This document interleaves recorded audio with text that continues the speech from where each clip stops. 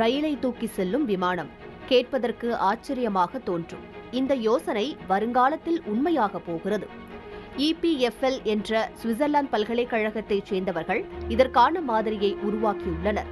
இதன் பெயர் கிளிப்பேர். இதன்படி ரயில் பாதையில் சென்று கொண்டிருக்கும் ரயில் பெட்டிகளை பறந்து செல்லும் விமானம் தூக்கிச் சென்று சேர்க்க வேண்டிய இடத்திற்கு கொண்டு செல்லும்.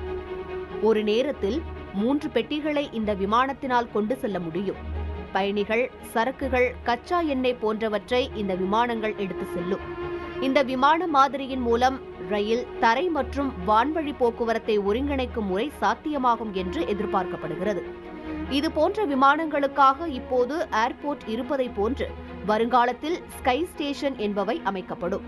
அங்கு ரயில்களில் ஏறினால் செல்ல வேண்டிய இடத்திற்கு விமானங்களே வந்து ரயில் பெட்டிகளை தூக்கிச் சென்று இறக்கிவிடும். ரயில் பெட்டிகள் தூக்கப்படும் போதும் இறக்கிவிடப்படும் போதும் மட்டும் பயணிகள் தங்களது இருக்கைகளில் அமர வேண்டும். மற்ற நேரங்களில் ரயில் பெட்டிக்குள் எங்கு வேண்டுமானாலும் சென்று வரலாம்.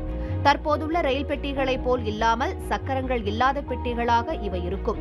கிளிப்பேர் போன்றே பிரிட்டனின் கிளாஸ்கோ பல்கலைக்கழக மாணவர்களும் இதுபோன்ற ரயிலை தூக்கிச் செல்லும் விமான மாதிரியை உருவாக்கியுள்ளனர். இது கிளிப்பேரை விட கூடுதல் பெட்டிகளை தூக்கிச் செல்லும் வசதியுடன் இது அமைக்கப்பட்டிருக்கிறது.